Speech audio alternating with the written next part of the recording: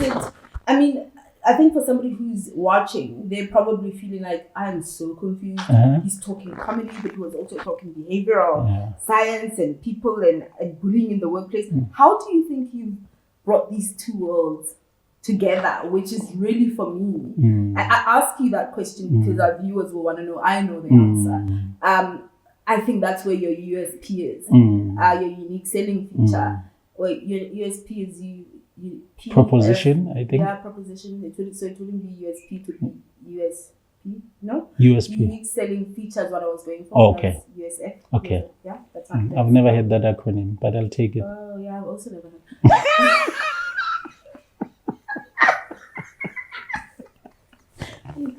I'm making stuff up as well. I think that's what a lot of podcasters do. Yeah. So I want you to tell me how you've kind of brought it together. I know that it is my unique selling proposition. I've tried so hard to convince people that I'm not a comedian.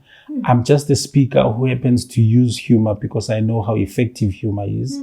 I've pushed back a lot against people who are like, yeah, that was so funny. You should try comedy. And because in my mind, I'm a serious business speaker. And so I wanted people to take me serious. But now I've decided to chill about it because I know that's my unique feature.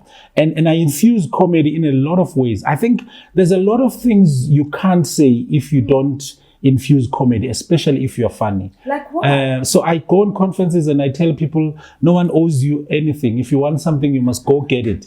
Imagine saying that if you don't have humor.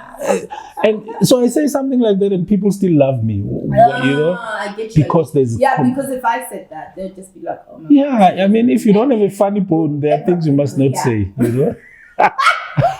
I think there are people, even if you give them the joke, like we write jokes sometimes, even if I take a joke that I know this thing is funny, and you give them, they'll still mess it up because they just don't have a funny bone, They are awkward. What did the dog do? Leave me alone. Oh, God. I hate those things. Oh, my God. Why did the chick... it's 2000 and... What? Where are we? 2024. Please don't do that. So I do use humor, but I also vary it because my belief is that you must be able to use humor, but not get to a point where it takes away from your credibility. Wow. So some people use particularly self-deprecating humor, but it erodes their credibility. So they go on stage and someone establishes their credibility, but they bash themselves so much to the point where they lose credibility instead of the humor helping. So, but I use the humor in order to enhance what I'm doing and, not to take away from what I'm doing. So sometimes you pull back because you understand it's 8 a.m. So people are still fresh. You tone down the humor. When you're closing a conference at 4 p.m., you turn it up a little bit because that's where. So those dynamics, I think a lot about those things. So I guess the comedy fanatic in me helps. I think a lot about those things to say what time of the day it is. Is it? You need a lot of humor after lunch, but you need less humor at 10 a.m. as an example. And when you're speaking at 9 a.m., even your humor needs to be a different type of humor. So there are different types of jokes.